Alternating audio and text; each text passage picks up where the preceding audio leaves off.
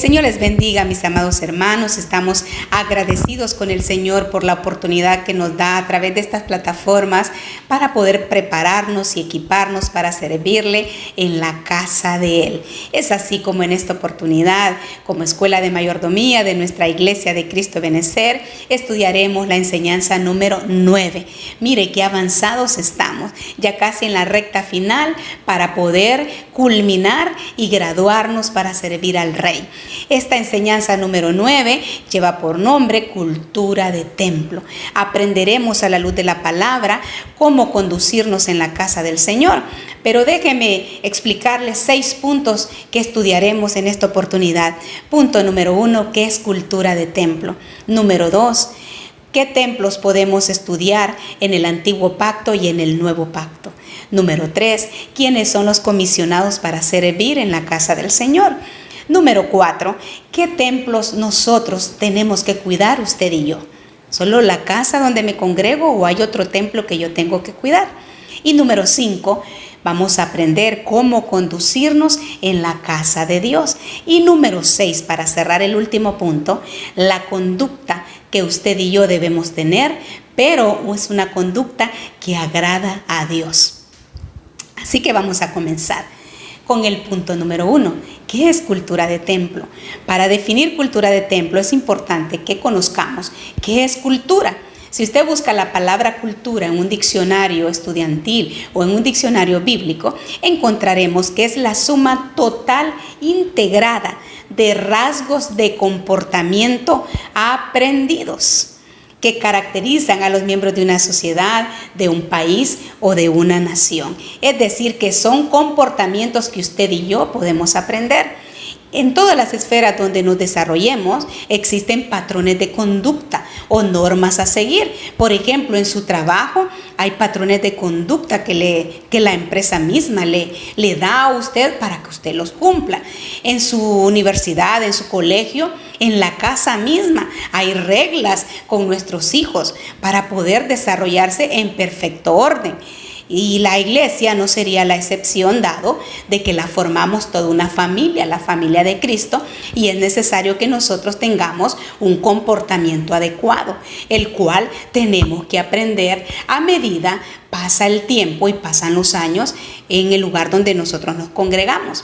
¿Y dónde está el pie de imprenta de que son rasgos de comportamiento aprendidos? Acompáñeme al libro de Primera de Timoteo, capítulo 3, versículo 14 al 15. Le leeré la Biblia en lenguaje sencillo. Pablo escribe a su hijo espiritual y discípulo Timoteo y mire lo que le escribe. Espero visitarte pronto, pero te escribo todo esto por si acaso no llego a tiempo.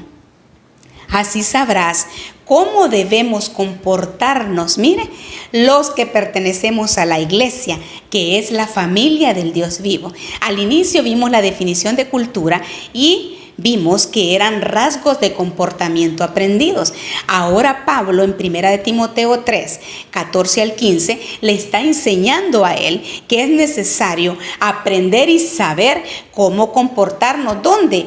En la iglesia, que es la casa del Dios vivo, y allí habita la familia del Dios viviente. Esa familia somos usted y nosotros. Entonces, definamos cómo adquiero yo una cultura, una forma tan sencilla y natural de comportarme. Todo comienza practicando ciertos hábitos, ciertas formas de comportamiento. Al yo tener esos hábitos, como por ejemplo, si yo decido durante 21 días solo tomar agua y nada de refrescos carbonatados, entonces después de 21 días automáticamente yo lo hago sin pensar de que estoy acostumbrando al cuerpo a tomar agua. Así son los hábitos también espirituales para conducirnos en la casa del Señor. Y esos hábitos que yo ya desarrollé por cierto tiempo se convierten en una costumbre. Después ya el cuerpo necesita solo agua, ya no va a necesitar de otro tipo de refresco, dado el ejemplo que le mencionaba al inicio. Esa práctica reiterada de esa costumbre es lo que se convierte en una cultura, es decir, un estilo de vida, una forma de conducirnos de una manera tan natural que no hay nada forzado ni no hay nada tan mentalizado, es algo normal en nosotros. Entonces es por ello que Pablo le envía una instrucción precisa a su hijo espiritual y discípulo Timoteo. De igual manera, el Señor hoy nos está enviando una instrucción precisa. ¿Y cuál es esa instrucción? Pablo le dice que es necesario que él conozca cómo debe comportarse y quiénes son los que deben comportarse. De X manera, los que pertenecemos a la iglesia, que es la familia del Dios vivo. Aquí hay dos palabras importantes que vamos a resaltar: comportarnos y la palabra iglesia del Dios vivo. Analicemos comportarnos. Si usted busca en el griego, la palabra comportarnos es la 390 y se dice anastrefo. Y anastrefo es ocuparse uno mismo, conducirse, conducta, vivir habitualmente, una manera de vivir, vivir de cierta manera y vivir como es necesario comportarse. Mire qué tremendo. ¿Y quiénes son los que tienen que aprender a comportarse? Los que pertenecemos a la iglesia del Dios vivo. Esta palabra iglesia aquí en 1 Corintios 3, 14, 15 es en el griego la 36-24 y se dice oikos. ¿Y qué es oikos? Mire todos los significados que tiene oikos. Es morada, es familia, es hogar, es casa, es tabernáculo, es templo y es santuario. Y es por ello que hoy vamos a aprender ¿qué es una morada? ¿Por qué somos una familia? ¿Por qué tenemos que cuidar nuestro hogar, la casa, el tabernáculo, el templo y el santuario? Es algo muy importante para el Señor. Pero para avanzar y tener una línea de dirección para que usted y yo aprendamos juntos, vamos a pasar al punto número 2. ¿Qué templos podemos estudiar en el Antiguo Pacto y en el Nuevo Pacto? Acompáñeme a ver los del Antiguo Pacto. Vamos a enfocarnos en 3 lugares en los cuales la presencia de Dios se manifestó de una manera gloriosa. El primero lo encontramos en el tabernáculo de Moisés, así se le llamó. Este fue edificado con pieles y con telas y era una tienda que era desmontable y donde la nube, ¿cuál era la manifestación del Señor en ese tabernáculo? La nube de Dios. ¿Y dónde encontramos ese tabernáculo? En Éxodo 40 del 34 al 35. Luego, el segundo templo que podemos estudiar es el templo de Salomón. Este ya no era de pieles, este fue edificado con piedras talladas en la cantera. Y la manifestación del Señor en ese templo fue el fuego. Y luego vemos el tercero que vamos a ver en el aposento alto, cuando la manifestación de Dios se dio a través de un viento muy fuerte y vino la llenura del Espíritu Santo. Si vemos en los diversos templos que el Señor permitió que grandes hombres inspirados por Él y dirigidos por Él construyeran y edificaran, hubo manifestaciones poderosas. Entonces, también en el Nuevo Pacto vamos a estudiar 2 templos importantes que son por los cuales este tema estamos ahora explicando, lo que es acerca de la cultura de templo. Hay 2 templos que nos vamos a detener en el Nuevo Pacto y es el templo Jerón y el templo Naos. El templo Jerón en el original, en el griego es la 2411 y es el lugar donde usted y yo nos congregamos, es nuestra iglesia de Cristo de Benecer. Y donde lo encontramos ese templo Jerón, esa palabra griega, en Lucas 21, 37 al 38 y en Hechos 2:46, que lo estudiaremos detenidamente. Pero también el Señor nos manda en este nuevo pacto a cuidar un segundo templo, que es el templo Naos, y ese es en el hebreo, en el griego, la 3485. ¿Y qué es este templo Naos? Es la morada del Espíritu Santo. Y usted me dirá, ¿dónde está esa morada del Espíritu Santo? Está dentro de cada uno de nosotros. Somos nosotros como templo, dentro de nosotros está Él. Y lo encontramos en 1 Corintios 6:19. Ahora que ya vimos qué es cultura de templo, cuál es la instrucción que Timoteo le da a su discípulo la instrucción que le da Pablo a su discípulo Timoteo y a todos los que pertenecemos a la iglesia del Dios vivo, veamos entonces los 3 primeros templos que le mencionaba, que según el antiguo pacto Dios permitió que se edificara. Entonces veamos el primero, que es conocido como el templo de Moisés, y donde lo encontramos en Éxodo 25, versículo 1 al 9. Acompáñenme a leerlo.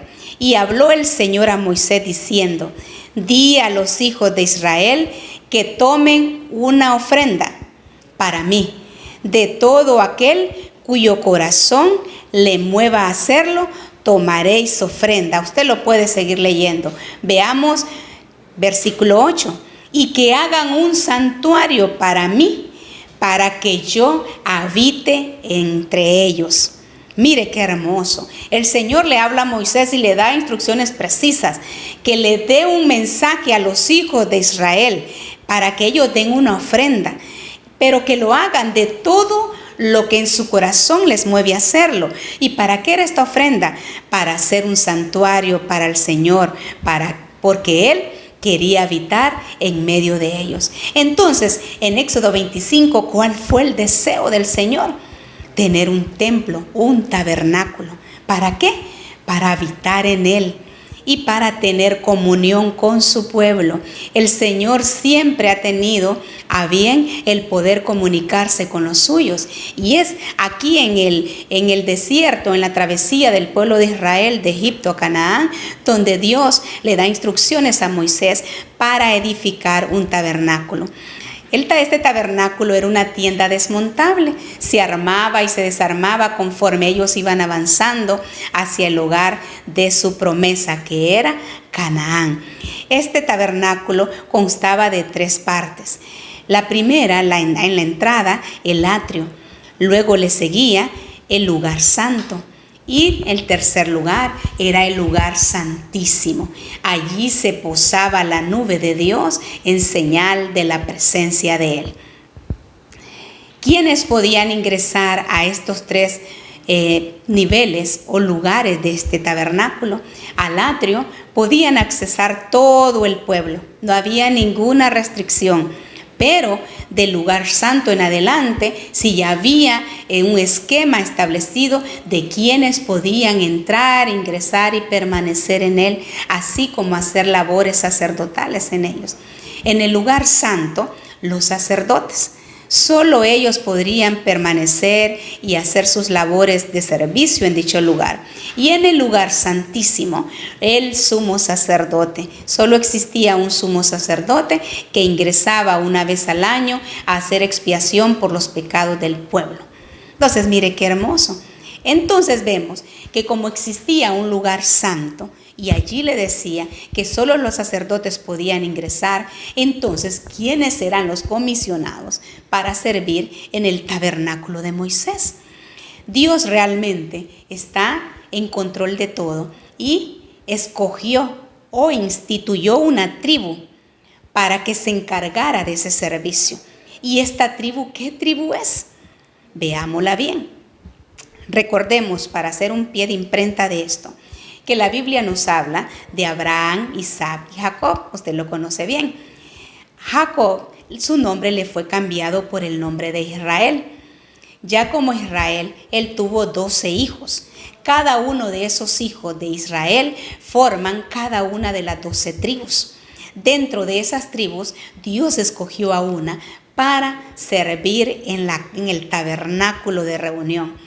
Veamos las tribus o los hijos que tuvo Israel: Rubén, Simeón, Leví, Judá, Dan, Neftalí, Gad, Aser, Isaacar, Zabulón, José y Benjamín. Dentro de estos 12, él escogió a una tribu para que se encargara del sacerdocio en el tabernáculo de reunión.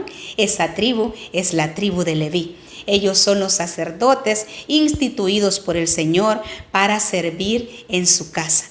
¿Y dónde lo encontramos? Números 3, versículos 5 al 9, lo vamos a leer en la Nueva Versión Internacional. Acompáñenme. El Señor le dijo a Moisés: trae a la tribu de Leví y preséntala a Aarón. Mire, la otra instrucción a Moisés: Los levitas le ayudarán en el ministerio, le dice el Señor. Desempeñarán sus funciones en lugar de Aarón y de toda la comunidad, encargándose del servicio del santuario en la tienda de reunión. Mire qué poderoso. Verso 8, cuidarán allí de todos los utensilios de la tienda de reunión y desempeñarán sus funciones en lugar de los israelitas, encargándose del servicio del santuario. Qué cuidado tuvo el Señor de escoger a una tribu para poder desarrollar un servicio en el Señor. Ahora usted y yo somos llamados a servir en la casa del Señor. ¿Y en qué consiste ese servicio? Desarrollar todo lo que conlleva la iglesia o la casa de Dios, así mismo como cuidar de los utensilios que hay en ella, el mobiliario que hay en ella. Debemos nosotros de ser aquellos cuidadores y guardadores de todo lo que allí hay. Entonces veamos qué hacían los levitas. Eran los encargados de limpiar el tabernáculo, de cuidar del tabernáculo, de darle el mantenimiento respectivo y de trasladar ese tabernáculo desmontable a medida ellos iban avanzando hacia obtener o ingresar a la tierra de la promesa que era Canaán. Entonces, qué hermoso en la iglesia los equipos de servidores, que son los que se encargan de ese mantenimiento, que se encargan de darnos la bienvenida, de abrirnos las puertas, de cuidar los parqueos para los vehículos de los hermanos, de mantener el templo en perfectas condiciones, de cuidar de cada uno del mobiliario que allí está. Pero no solo es labor del equipo de servidores, es labor de todos los que pertenecemos a la familia de Dios. Usted y yo somos sacerdotes al servicio de Cristo. El libro de Pedro, capítulo 2, versículo 9, dice que somos reyes y sacerdotes. Por lo tanto, somos llamados a cuidar de la casa del Señor. Entonces vemos que el servicio que Dios instituyó en el antiguo pacto, en el tabernáculo de Moisés, era el oficio de sacerdocio y no fue colocado o dado el nombre o el desarrollo por Moisés. Fue Dios mismo que le reveló a Moisés en Éxodo 28:1. Estos sacerdotes tenían que ser de la tribu de Leví y estaban a cargo del servicio en la casa de Dios. Y los levitas que por alguna circunstancia nacieran con algún defecto o imperfección, estos quedaban al servicio de los que eran sacerdotes. Y lo puede ver usted en Números 3, del 5 al 9. Y mire lo maravilloso, como hablábamos que existía el atrio donde todo el pueblo podía accesar. Existía el lugar santo donde los de la tribu de Leví oficiaban su servicio. Pero también existía el lugar santísimo. Y allí solo podía fungir e ingresar el sumo sacerdote. Y Dios de una manera ordenada escoge a Aarón como el primer sumo sacerdote. Aarón era el hermano de Moisés. Y lo designa a él y a sus hijos para oficializar su servicio en el tabernáculo de reunión. Sus hijos Nadán y Abiú, Eliezer e Itamar fueron nombrados como sacerdotes para apoyar en las labores sacerdotales al sumo sacerdote Aarón. Y lo impactante es que para ellos poder servir tenían que pasar por ciertos requisitos o ciertas maneras de preparación, al igual que usted y yo. Usted recibió al Señor primeramente, luego cursó corderito, se bautizó y ahora está en mayordomía preparándose para servir al Rey de Reyes y Señor de Señores. Lo mismo que ejercían los sacerdotes en el antiguo pacto, en el tiempo de Moisés y Aarón. Y mire lo que hacían estos sacerdotes. Tenían que ser lavados con agua. Eso lo vemos en Éxodo 29:4, demostrando así la necesidad e importancia de una pureza tanto moral como santidad. ¿Qué le recuerda a usted esto, el ser lavado con agua? En el antiguo pacto lo lavaban al sacerdote, pero nosotros en el nuevo pacto es figura y sombra del bautismo que usted y yo tenemos ¿Cuándo? Cuando nos sumergimos en las aguas, cuando decidimos formar parte de la familia de Dios y que venga una nueva naturaleza a nosotros. Entonces, esto es desde el antiguo pacto. De igual manera, nosotros, como le decía, para ser miembros de la familia de Dios, es necesario ser lavados en agua. Y no es bañarnos, es ser bautizados. Y sabemos que usted que está a punto de graduarse de mayordomía, usted ya fue bautizado en las clases de la doctrina básica Corderitos. ¿Y dónde dice que nosotros tenemos que ser bautizados? Hechos 22:16. También el sacerdote, una vez que era lavado, tenía que ser ungido con aceite. Y esto lo vemos en Éxodo 29:7. El aceite, si ahora lo analizamos, ese ungimiento que daban a cada sacerdote es figura del Señor Espíritu Santo en nosotros, así como Jesucristo lo hizo en Mateo 3 del 17 en adelante. Dice, primeramente fue bautizado en agua y después ungido con el Espíritu Santo de Dios. Para nosotros poder servir de la forma como a Dios le agrada como sacerdotes del nuevo pacto, es necesario recibir a Cristo en nuestro corazón. Número 2, el poder ser bautizados recibiendo la doctrina básica de nuestra casa. Y número 3, la habilitación del Espíritu Santo. ¿Para qué? Para tener esa llenura de Él y poder ministrar en su casa, en el área en la cual nos integremos a servir. Entonces vemos que los levitas tenían requisitos para servir. En Levítico 21 usted lo puede leer. Hasta toda la forma como ellos debían vestir, y se les exigía un nivel el más alto de santidad y pureza que el resto del pueblo. Igual usted y yo somos llamados a tener ese nivel de santidad y pureza para servirle a Él en su casa. Es decir, que el código de santidad debe estar en nosotros. ¿Y cómo lo puedo yo leer a cabalidad para saber qué hacían ellos? Levítico 21. Pero vamos avanzando.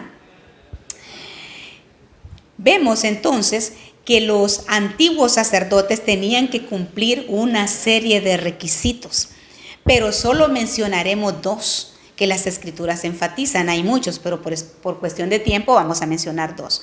Número 1, para ser sacerdote y servir en la casa de Dios, ellos tenían que ser nombrados y nombrados por Dios. ¿Para qué? Para servirle en su oficio. Número 2, tenían que ser leales a Dios. Y agreguemos 2 características más. Tenían que ser lavados en agua, bautizados y ungidos con aceite, llenura del Señor Espíritu Santo. Mire, esos requisitos usted y yo los reunimos. ¿Por qué? Porque Dios nos escogió para servirle a Él. Hay lealtad en nuestro corazón y fidelidad. Y número 2, ya fuimos bautizados y vamos en pos, si no lo tenemos, la llenura del Espíritu Santo. Podemos ver que a los sacerdotes les asignaban un vestuario especial. Tenían una diadema con la escritura santidad a Jehová en su frente. En su frente ellos portaban una diadema y lo que decía allí es santidad a Jehová. Cuando usted y yo servimos en el mundo espiritual, lo que ven es esa diadema en nuestra frente que dice, Él es un sacerdote que camina en santidad, que fue lavado, que fue comprado, que fue ungido y tiene llenura del Espíritu Santo. En Levítico 21 usted puede encontrar cómo era el cinturón, el pectoral, cómo era el efod, la túnica que ellos usaban, lo que significa cada una de ellas. Mire qué poderoso. Pero sobre todas las cosas, hermanos, que usted y yo que le servimos al Rey o vamos a servirle, que haya santidad en nosotros. Procuremos cada día ingresar al dry clean espiritual para que nuestras vestiduras permanezcan completamente limpias, y si hay áreas en nosotros que aún nos dan problema, que podamos nosotros llevarlas, rendirlas a los pies de Cristo para que Él pueda hacer una obra hermosa en nosotros. Pero aparte de todos los requisitos que eran solicitados a los que servían en el tabernáculo de reunión, también a causa de ese servicio, de esa obediencia, de esa fidelidad, de esa pureza y de esa santidad en el servicio, había promesa para ellos, y esa promesa también es para nosotros. Usted tómela para usted. Número 18:21 nos la enseña. Le leeré la traducción lenguaje actual. Dios le dijo a Aarón, aquí ya le habla al sumo sacerdote, a Aarón. En Israel, le dice, todas las tribus han recibido como herencia su propio territorio, pero a los descendientes de Leví, ¿quién eran los descendientes de Leví? Los sacerdotes escogidos para servir al rey en el tabernáculo de reunión. A ellos no les daré ningún territorio. Mire, hasta ahí como que da tristeza. ¿Cómo es posible? Repartió a todas las 12 tribus, pero a los de Leví no les dio nada. ¿Pero por qué no les dio? Pues yo seré, dice el Señor, su única herencia. La herencia que el Señor da a los que le sirven no es una herencia solo natural y terrenal, es una herencia espiritual y una herencia eterna para nosotros. ¿Por qué? Porque Dios mismo es la herencia para nosotros. Cuando los israelitas me entreguen, le dice, la 10ª parte, es decir, el diezmo de sus productos, todo eso será para los descendientes de Leví. Aparte de que Él es nuestra herencia porque le servimos, Él tiene cuidado de nuestra provisión. En pago, ¿por qué les va a dar esto? En pago por el servicio que prestan en el santuario. Mire qué hermoso. Y esa palabra servicio es en el hebreo la 56 y se dice aboda. Y aboda es ministerio, es ministrar, es oficio, es servicio, es servir, tarea, trabajar, ocupación y carrera. Es decir, que hay promesa para usted y yo que servimos al Señor. Y es tan importante para Él que hayan hombres y mujeres que dispongan su corazón, su tiempo, sus fuerzas para poder servir en la casa de Él. Y es importante, como lo fue en el antiguo pacto, en los tiempos de Moisés, como hoy en día en nuestra casa, Ebenezer, en la casa donde nos congregamos. ¿Por qué Él está tan interesado en levantar generaciones para servirle a Él? Porque es el lugar donde Él se manifiesta. Es el lugar donde su pueblo se reúne para encontrarse con Él. Es el lugar donde el Señor recibe las ofrendas y las oraciones del pueblo, el clamor del pueblo. Pero también es el lugar donde nosotros alabamos y adoramos y exaltamos su nombre. En el antiguo pacto, en el tabernáculo de Moisés, era el lugar donde el sumo sacerdote hacía expiación por los pecados del pueblo. Y si Dios los perdonaba y eran agradables, Él salía y decía paz a vosotros. Y el pueblo hacía fiesta porque esos pecados habían sido perdonados. Ahora nuestro Señor Jesucristo en el nuevo pacto pagó todo. Lo anterior, lo presente y lo futuro por usted y por mí. Es decir, que con libertad nos podemos presentar delante de Él para encontrar ese oportuno socorro. Pero sobre todo, servirle a Él. Entonces vemos, Éxodo 25 nos enseña lo importante que es poder servir al Señor. Desde los tiempos de Moisés y de Aarón, vimos que Él dejó instrucciones precisas para el cuidado del tabernáculo, para el servicio del tabernáculo, cómo ofrecer ofrenda y cómo hacer los sacrificios. Y a esta forma de cómo hacer las cosas y cómo conducirnos es lo que conoceremos como cultura de templo. Entonces veamos, ya vimos uno de los templos y todos los requisitos que habían para poder servir en él. Ahora veamos un segundo templo, el templo de Salomón. Y este ya no era una tienda montable y desmontable, este ya era un edificio, un lugar físico estable que se hizo con piedras talladas en la cantera. Veamos entonces en 2 de Samuel 7 del 1 al 2. Allí encontramos lo que un hombre de Dios sintió en su corazón para edificarle al rey. Mire, una vez que David se instaló en el palacio y el Señor le dio descanso de los enemigos que lo rodeaban, el rey mandó al profeta Natán. Mira, le dijo David, yo vivo en un hermoso palacio de cedro, mientras que el arca de Dios está allá afuera en una carpa. Eso fue un deseo muy hermoso del corazón de un rey que tenía esa gratitud con el Señor. Es más, la palabra enseña que es el rey que tuvo el corazón conforme al corazón de Jehová. Él, al ver que el arca de la presencia de Dios habitaba en una tienda de pieles llamada tabernáculo, él dice, yo tengo una casa muy hermosa, es necesario que también la presencia de Dios pueda habitar en un lugar estable. Y es así como nace ese deseo en su corazón. Y él va, el rey David, y le consulta al profeta Natán. Y lo vemos en el versículo 3. Y Natán le dijo al rey, anda y haz todo lo que esté en tu corazón, porque Jehová está contigo. Eso era verdad. Jehová estaba con él. Pero, verso 4. Aconteció aquella noche que vino palabra de Jehová a Natán diciendo, en el versículo 3, Natán le dice al rey que está bien que haga como siente en su corazón.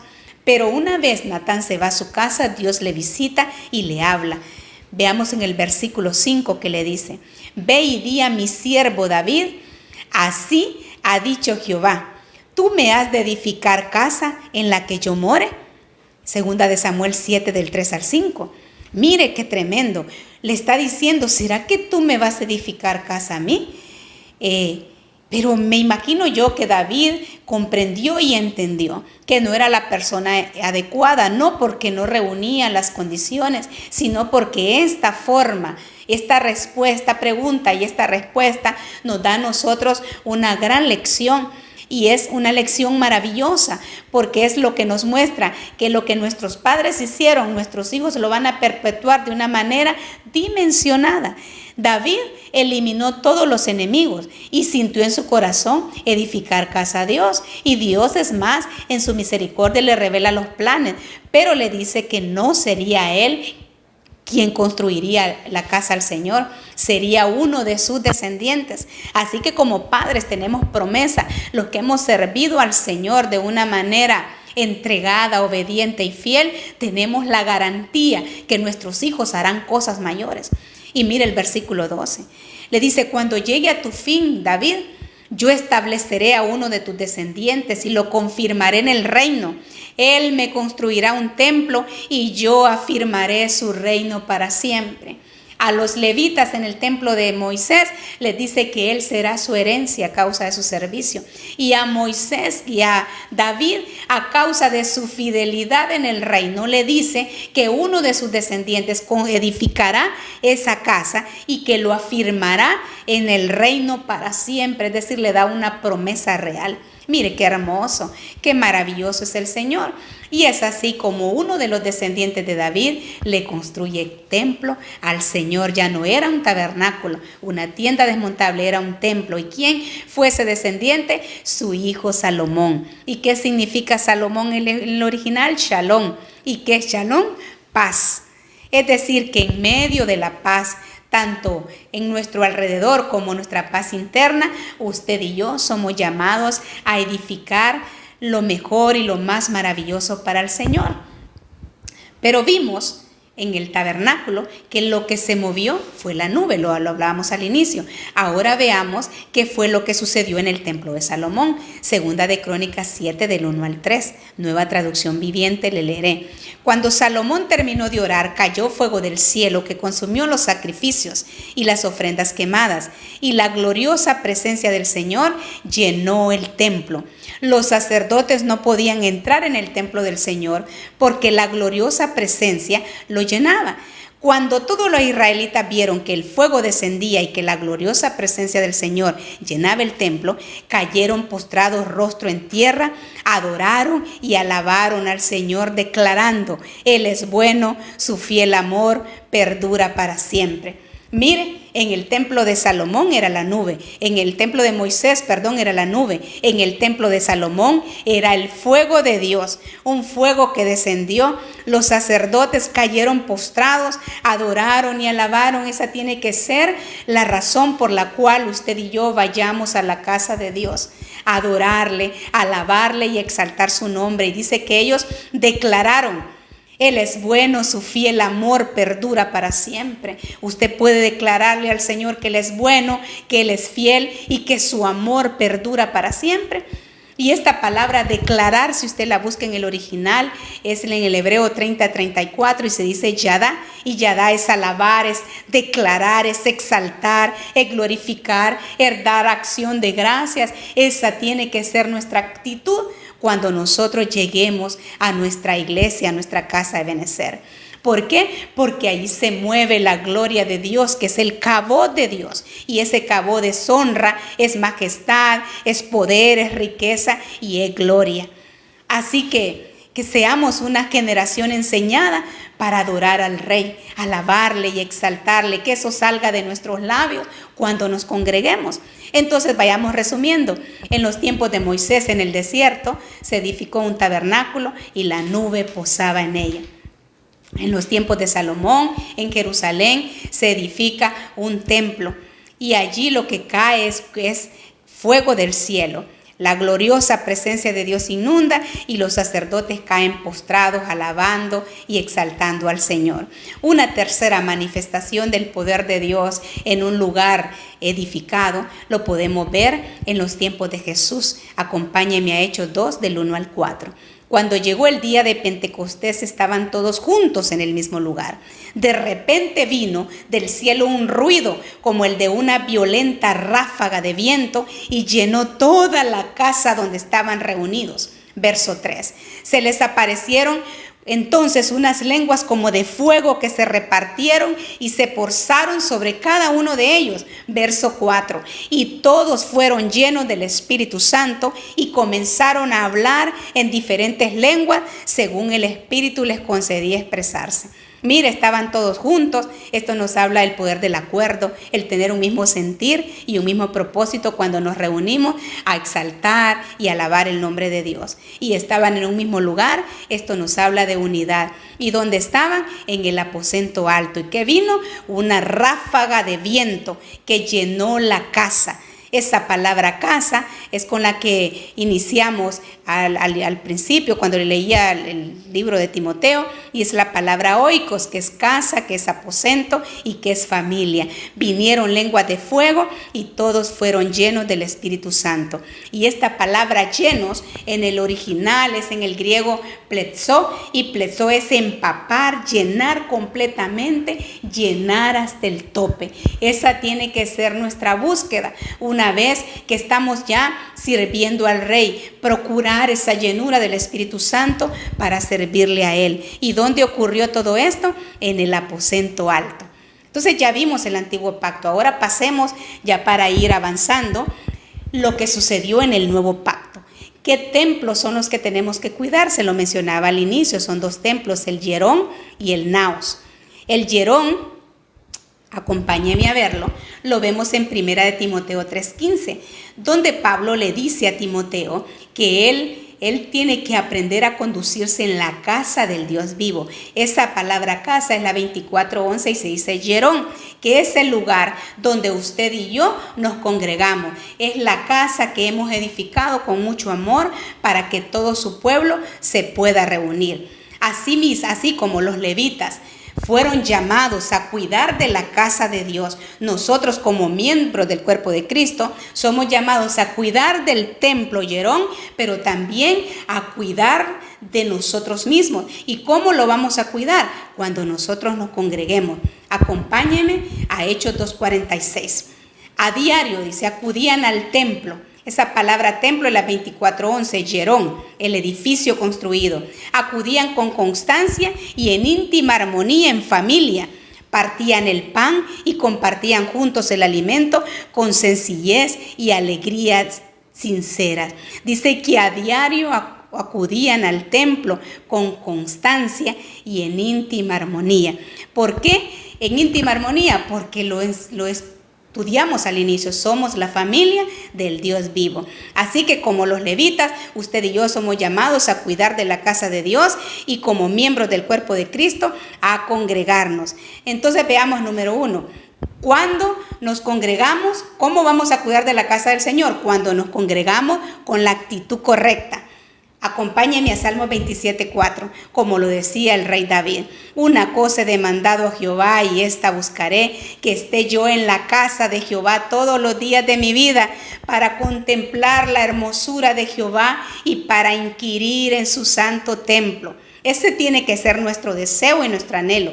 Esta palabra inquirir en su templo es la H 1239 y se dice vacar. Y vacar es inspeccionar, es cuidar y es consagración.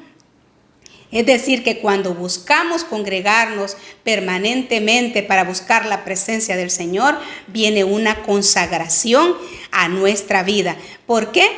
Porque nosotros buscamos, cuando nos congregamos, a lo que vamos es no a comer, a tener una vida social que no es mala, sino que nuestro objetivo debe ser ir a orar, ir a adorar, a recibir su palabra a través del ministro delegado y ser ministrado para recibir el cumplimiento de sus promesas. Entonces veamos quiénes se congregaron con actitud incorrecta. Es decir, de la forma que no le agrada a Dios. Esto nos da la pauta para no hacerlo usted y yo. Solo es ejemplo para nosotros. Número 1, la primera forma incorrecta de llegar a la casa de Dios la encontramos en Mateo 21:12. Y entró Jesús en el templo de Dios y echó fuera a todos los que vendían y compraban en el templo y volcó las mesas de los cambistas y las sillas de los que vendían paloma. Aquí lo que nos está hablando es que llegaban muchos a hacer negocios. Esa no tiene que ser una de las razones por las cuales nosotros nos congreguemos, porque el profeta Isaías escribió y estipuló y profetizó que el templo es la casa de oración, donde el pueblo debe ir a buscar la presencia de Dios, a alabarle y a adorarle a Él. Pero aquí en el libro de Mateo, el pueblo había cambiado la prioridad. En el atrio exterior del templo habían comerciantes que vendían animales para los sacrificios, cambiaban monedas extranjeras por las monedas de Tiro, ya que eran las únicas que se aceptaban como ofrendas o en pago de impuestos. ¿Era un negocio legítimo? Sí. ¿Era algo ilegal? No, pero estaba ubicado en la casa del Señor, que es la casa de oración y de adoración. Por ello el Señor Jesús se molesta con ellos. Es decir, que no vayamos a buscar a ver qué vendemos o qué compramos, vayamos a buscar de la presencia de Dios. Un segundo ejemplo que nos da la palabra de las cosas que no debemos hacer es llegar a la iglesia a señalar a los demás. Lo vemos en Lucas 18 del 10 al 14. 2 hombres subieron al templo a orar. Uno era fariseo y el otro era publicano. El fariseo, puesto en pie, oraba consigo mismo de esta manera: Dios, te doy gracias porque no soy como los otros hombres, ladrones, injustos, adúlteros, ni aun como este publicano. Había otro a la par de él orando. Ayuno 2 veces a la semana, doy diezmos de todo lo que gano. Mire que era un hombre intachable. Verso 13, mas el publicano, estando lejos, no quería ni aún alzar los ojos al cielo, sino que se golpeaba el pecho diciendo: Dios, sé propicio a mi pecador. Vemos que estos 2 hombres llegaron a Jerusalén a adorar al templo, a buscar de Dios, pero vemos 2 actitudes totalmente diferentes en ello. El número 1 es el fariseo. En este pasaje vemos que fue al templo no a orarle al Señor, sino a anunciar a todo aquel que le podía oír cuán bueno era Él. Mire, qué tremendo es creerse justo por mérito propio. Eso es muy peligroso, pues nosotros somos justificados por los méritos de Cristo. Pues esto, si lo hacemos personal, de acuerdo a nuestros méritos propios, puede llevarnos al orgullo y nos va a impedir el conocer realmente el carácter de Dios. Aunque el fariseo, ¿verdad?, actuaba en oración, en realidad no estaba hablando con Dios. Estaba más bien jactándose de sus propios logros morales y religiosos. Se comparaba con otros y se enorgullecía de que era mejor. No está malo en cumplir y agradar a Dios. Lo malo está en nosotros poder elevar nuestra oración solo para que otro escuche. Señor, yo que te sirvo. Señor, yo que no falto a ningún culto. Y tal vez lo está diciendo porque el hermano que está a la par tal vez solo es domingo 8. Entonces nosotros, si ya vimos un hermano que no tiene la línea o no tiene el hábito de congregarse, lo que nos queda es orar por él, pero no ser como el fariseo. En cambio, el publicano, él se sentía indigno, él se sentía que no era merecedor de tanta gracia de Dios.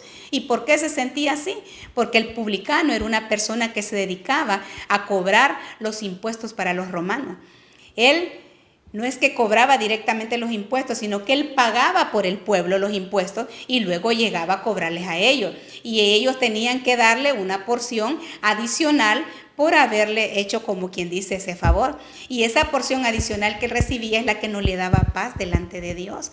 Entonces, mire qué hermoso cuando vamos al templo y reconocemos que la verdad somos lo que somos por los méritos de Cristo. Entonces, no debemos ir como el fariseo. Tratemos de ir a nuestra iglesia, a nuestra casa, con un corazón dispuesto, con un corazón enseñable, contrito y humillado. También, número 3, debemos de tener una conducta que sea reverente. Pero podemos ver a la luz de la palabra 2 ejemplos, hay muchos, de algunos que no fueron reverentes en la casa. Ya vimos, no ir a hacer negocios, no ir a señalar al hermano. Más bien, si vemos una falta, el poder orar por él, pero tampoco tener irreverencia. Y lo vemos en los hijos de Elí, Ofni y Finis, quienes tenían desobediencia a lo sagrado. ¿Y dónde lo vemos? En primera de Samuel 2:12. Los hijos de Elí eran muy malos y no respetaban ni obedecían a Dios. Miren esta versión NBB. Los hijos de Elí eran hombres impíos que desconocían al Señor y las obligaciones del sacerdocio. ¿Qué hacían Ofni y Finis? Dice en 1 Samuel 2:17 que el pecado de los jóvenes era muy grande delante del Señor, porque los hombres menospreciaban la ofrenda del Señor. No tenían cuidado de lo que allí se hacía. Manipulaban las ofrendas que el pueblo traía al Señor. Usaban para su beneficio las herramientas sacerdotales. No había en ellos buenos frutos. Se afectaban a ellos mismos y afectaban y hacían tropezar a otros. ¿Por qué? Porque nuestro testimonio como servidores y siervos de Dios podrá conducir a otros para bien o para mal. Pero usted y yo procuremos que nuestro testimonio sea para edificación a las generaciones que están y las que han de venir. Entonces ellos eran desobedientes y no valoraban lo sagrado. También vemos a los hijos de Aarón, Nadab y Abiú, que ellos ofrecieron fuego extraño al Señor, algo que Dios no le pidió ni de la forma como Dios lo pidió, y eso se constituyó en una irreverencia. Pero nosotros, cuando nos congreguemos, hagámoslo con expectativa, hagámoslo de la manera correcta, hagámoslo como menesterosos de la presencia del Señor, buscando su llenura y expectantes a que Él nos va a visitar, que no nos vamos a distraer con lo que ocurre a nuestro alrededor. Porque cuando Él nos visita, recibimos abundancia. Ruth 1:6 lo enseña. Fertilidad, mujeres que no podían dar a luz, dan a luz. Proyectos que no se ejecutaban, Dios hace que tengan vida. Génesis 2:1. Cuando nos congregamos, el Señor nos visita y nos trae salvación. Nos saca de las tinieblas a la luz admirable, Lucas 1:67, y también nos trae libertad si hay opresión o estilos de vida que no agradan a Dios. En Sofonías 2:6 lo podemos ver, y sobre todas las cosas podemos recibir nuestro milagro. Aquel milagro que estábamos esperando, de sanidad, de restauración, de restitución, de unión familiar, de reconciliación, de perdón. Lucas 7 del 11 al 16 nos lo enseña. Entonces es maravilloso reunirnos en la casa del Señor. Cuántas cosas ocurren, pero sobre todas las cosas su presencia nos inunda. Entonces, ¿cómo cuidar de la casa de Dios? Vamos a ver el punto número 2. El punto número 1, cuando nos congregamos. Ahora también cuidamos de la casa de Dios cuando nos integramos al servicio, es decir, cuando nos ensamblamos al ministerio. Usted que está pronto a servir al Rey de Reyes y Señor de Señores. ¿Y dónde lo encontramos? Primera de Pedro 2:5. Ustedes también son como piedras vivas, ustedes, escuela de mayordomía, que Dios utiliza para construir un templo espiritual. Ustedes sirven a Dios en ese templo como sacerdotes santos, y por medio de Jesucristo ofrecen sacrificios agradables a Dios. Es decir, que este es un tiempo de servir, un tiempo de integrarnos.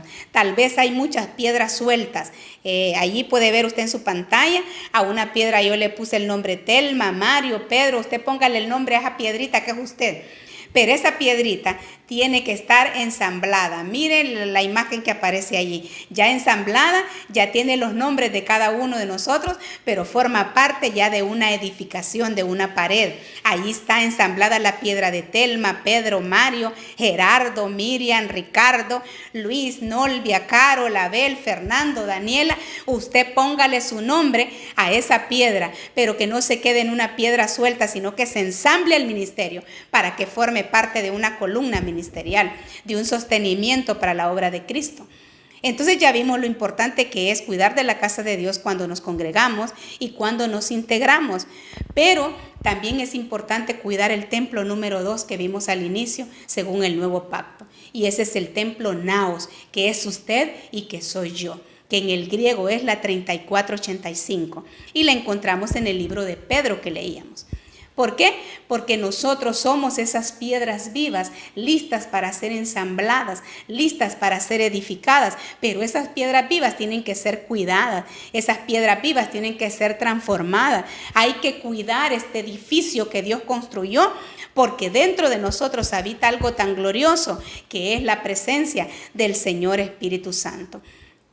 Entonces, cuando recibimos y cuando nos volvemos templo naos, cuando recibimos al Señor y el Espíritu Santo viene a habitar dentro de nosotros. Usted es una piedra viva, parte del templo de Dios, de la iglesia corporativamente hablando, como miembros del cuerpo de Cristo. Entonces, si buscamos esta palabra piedra en el original, es en el griego 30-37 y se dice litzos, y litzos significa piedra. Y viva es sao, es decir, que usted es una litzos sao de este tiempo. Lo puede repetir, está un poco enredadito, pero es en el griego que lo vamos a decir. Una piedra viva. Y esa piedra viva es la que da vida, es que tiene una vida sobrenatural como un hijo de Dios. Entonces puede levantar su mano y declarar: yo soy el templo naos de este tiempo y estoy edificando la litzos sao. Litzos saos de este tiempo, las piedras vivas para este tiempo, porque dentro de mí habita el Señor Espíritu Santo. Somos los litzos saos de este tiempo, somos las piedras vivas de este tiempo. ¿Por qué? Porque según el nuevo pacto somos templo y morada del Señor Espíritu Santo. Primera de Corintios 3:16 lo enseña. ¿No saben que ustedes son templo de Dios y que el Espíritu de Dios habita en nosotros? Mire qué hermoso todo el itinerario. En el antiguo pacto era la nube, el fuego, el viento, y ahora es el Espíritu Santo en usted y en mí. Entonces, esa es una de las razones poderosas por las cuales yo tengo que cuidar este naos, este cuerpo, porque aquí vive el Dios viviente. Primera de Corintios 6:19 en la TLA. El cuerpo de ustedes, hermanos de mayordomía, es como un templo, un naos. Y en ese templo vive el Espíritu Santo que Dios les ha dado. Ustedes no son sus propios dueños. ¿Por qué? Versículo 20. Porque habéis sido comprados por precio. Glorificad pues a Dios en vuestro cuerpo y en vuestro espíritu, los cuales son de Dios.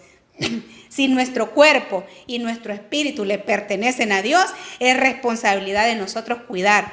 ¿Y qué es lo que vamos a cuidar? El naos, el cuerpo que somos nosotros.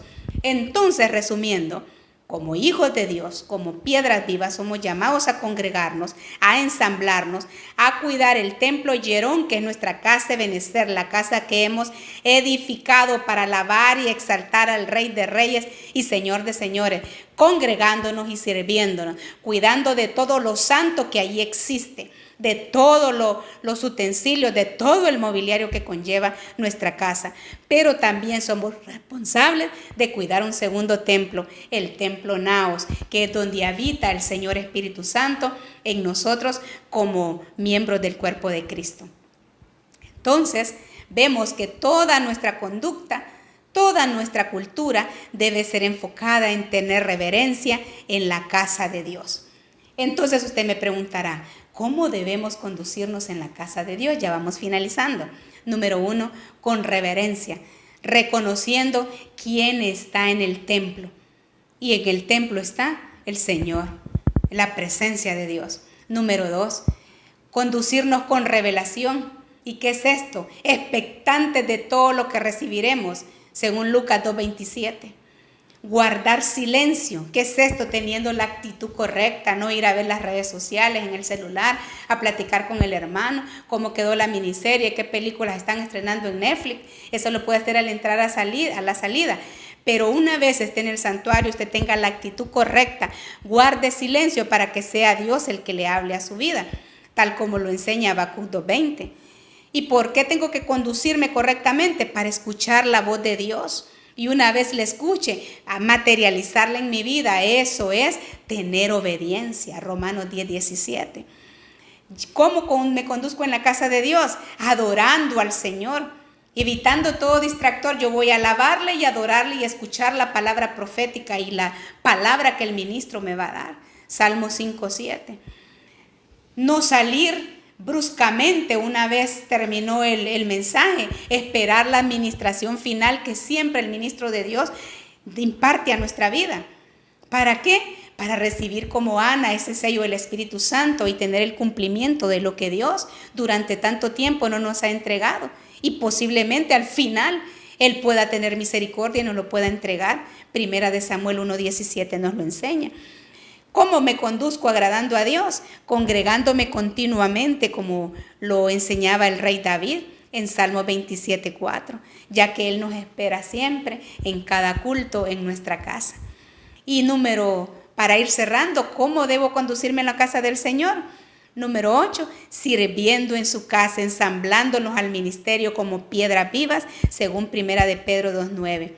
Entonces veamos algunas verdades que nos van a ayudar a crecer. Resumiendo, cultura de templo. Para tener esa cultura y conducirnos de la manera correcta, yo tengo que conocer qué se manifiesta en la casa de Dios. ¿Qué templo debo cuidar? Su casa y mi templo, que soy yo como morada del Espíritu Santo. También tengo que cuidar mi testimonio, tanto dentro como fuera de la casa. En esos lugares de trabajo, en los lugares donde hay filas en el supermercado, en los bancos, en todo lugar que tal vez nos apremia y nos puede salir un carácter diferente, usted cuide su testimonio. Tal como lo enseña Eclesiastés 5:1, cuando vayas a la casa de Dios, guarda tu pie. Esto nos habla de conducta, comportamiento, testimonio, nuestro caminar. Acércate más para oír. Esto nos habla de no tener distractores, a estar enfocados que Dios nos va a hablar y vamos a caminar de acuerdo a lo que Dios nos pide. Y para que ofrezcamos sacrificios agradables a Dios, no como dice esta versión, para ofrecer el sacrificio de los necios que no saben que hacen mal. Si nosotros lo hacemos de la manera incorrecta, realmente no estamos agradando a Dios. Entonces, Eclesiastés 1, que sea su pie de imprenta para conducirse en la casa del Señor. Guarde su conducta, su caminar, guarde su pie.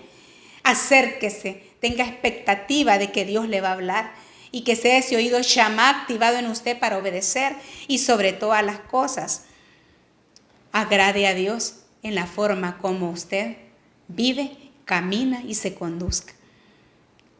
Si la casa de Dios la cuidaron los levitas en el antiguo pacto, ¿quiénes somos llamados a cuidar la casa de Dios en el nuevo pacto? Usted y yo, los miembros del cuerpo de Cristo, la iglesia corporativamente hablando. Para ir cerrando, vamos a ver a la luz de la palabra algunos templos que aparecen en la Biblia, para que usted los guarde ahí solo como parte de esta enseñanza. Y que usted vea lo importante que ha sido para el Señor el poder tener comunión con su pueblo, con sus hijos, con su creación. El hecho de que Él tiende y quiere manifestarse a nosotros. Vamos a ver 9 templos. El primero está en el huerto del Edén, con los vivientes en Génesis 2:15, cuando Él se manifestó y Él habitaba y descendía a hablar con los que allí habitaban. En el tabernáculo de Moisés en el desierto, en Éxodo 25, con su pueblo, los israelitas.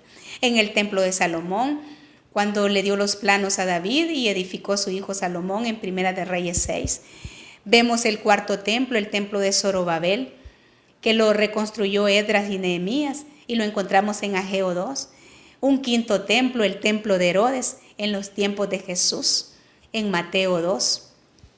Un sexto templo que somos usted y yo, la iglesia del Dios vivo, en esta dispensación de la gracia, en 1 Corintios 3:16.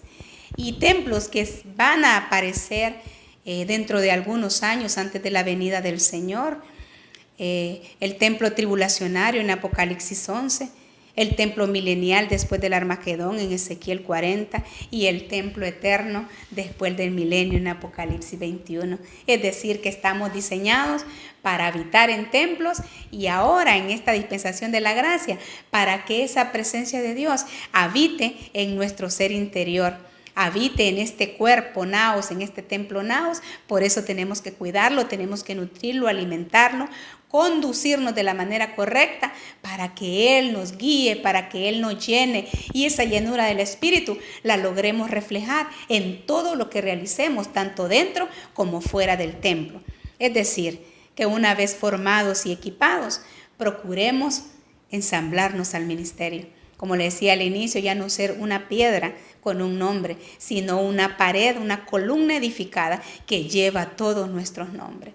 Usted ahí proféticamente puede agarrar una piedra y escribir el nombre de su familia y póngalas como una sobre otra, como un muro, para que sea una edificación y que su familia está desde ya proféticamente ensamblada en la iglesia, en el cuerpo de Cristo. Que todavía no ha recibido a Cristo a su familia y no ha llegado, pero usted hoy hace un acto de fe y le pone nombre. Agarre ahí unos ladrillos y póngale nombre, el nombre de aquellos que no han llegado a Cristo todavía, pero usted ya los ve como una piedra viva y esa piedra viva a su tiempo será una columna y una columna de sostenimiento para el ministerio, porque su familia es llamada a servir al Rey de Reyes y Señor de Señores. De ahí saldrán los ministros, predicadores, evangelistas, profetas, pastores. Y usted hoy comienza a ver como Dios ve y comienza a llamar las cosas que no son como si fuesen. Así que en esta atmósfera tan maravillosa yo le voy a invitar a que usted se ponga de pie y que declaremos juntos y establezcamos que somos la nueva generación de mayordomos para cuidar del santuario y de nuestro comportamiento conforme a la cultura de templo, cultura divina, cultura sacerdotal, tal como lo declara su palabra escrita en Juan 2:17. El celo de tu casa, Señor, me consume. ¿Puede usted decirlo? Cuidaré de mi casa Ebenezer y del templo que soy yo. A partir de ahora, diga, a partir de ahora me declaro la generación que puedo decir, profetizar y establecer que el celo por la casa del Señor me consume. Cuidaré de ella y enseñaré a otros a cuidarla con amor, compasión y con entrega. Así que le fue dado un manual que usted ahí lo tiene. Este manual es una guía para que usted se pueda conducir en su casa Ebenezer, porque usted está preparando una generación al servicio de Cristo. Es una poderosa bendición el poder servir. Y mire lo que su manual allí explica. Y que yo quiero que usted lo declare conmigo. Diga, me comprometo a partir de hoy a servir con pasión, tener la actitud sacerdotal correcta, una voluntad de servicio, vestiduras sacerdotales limpias, obediencia, fidelidad y amor por el Señor, por la casa y por mis hermanos menores en el nombre de Jesús. ¿Lo cree usted?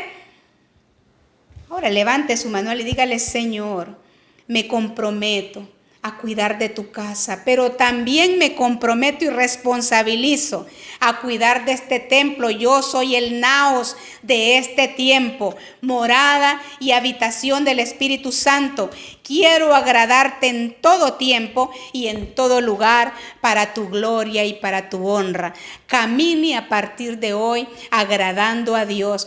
Condúzcase de la manera correcta, congréguese, ensámblese al ministerio y en usted estará entretejiendo algo tan poderoso que podrá legarlo a sus generaciones, que es la cultura de templo.